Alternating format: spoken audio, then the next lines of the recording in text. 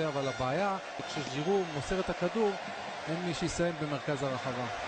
רניאר, הנגיחה של ג'ירו, סילבה לוקח, וגם עכשיו, אין שער, אולי עכשיו גריזמן, וזה נכנס!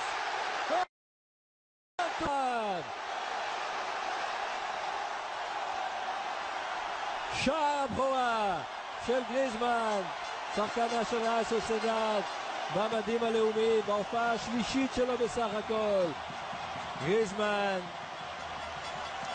בהחלט נותן לעצמו הרבה נקודות זכות אצל דידייה דשאמפ.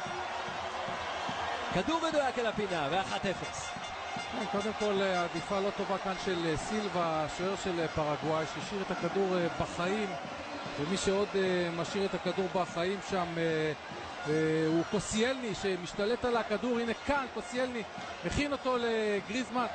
נדמה לי שיש ליטוף של הכדור שם של מנגלה. תראה, זו הבעיטה של גריזמן, הכדור משפשף לראשו של מנגלה, הבלם שנכנס כמחליף. בלמה של פורטו, יש נגיעה קלה של מנגלה.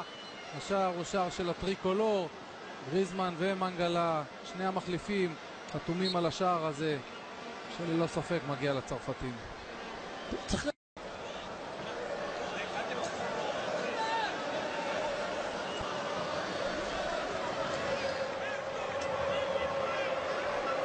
אנשי הריביירה מרוצים, אנשי ריברי לא. כן, כנראה שלא. ובינתיים שוויון! בינתיים שוויון!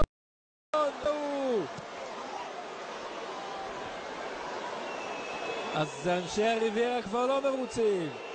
והמחליף אורואה זה שמשווה כאן. הנה פרגוואי, שכמו שהזכרת עשתה חייל מול קמרון. יש לאוגו לוריס חלק בשער הזה, מגיב כאן לא טוב, הוא שולח יד מתחת לכדור במקום להדוף בשתי הידיים החוצה. בקושי נגע בכדור, בקושי נגע, מלטף את הכדור בפדחת. כאן אוגו לוריס יכול היה להגיב טוב יותר. זה מה שקורה עם שוערים שאין להם הרבה עבודה בקור הזה, בגשם, הוא עומד, לא נמצא בפעילות. לפעמים עדיף ששוער יתקיף אותו שוב ושוב, ואז הוא יהיה ערני יותר, חד יותר, ובמשחק אוגו לוריס לא היה ערני בשער הזה, ולכן ספק את השוויון. כן, טורלס נכנס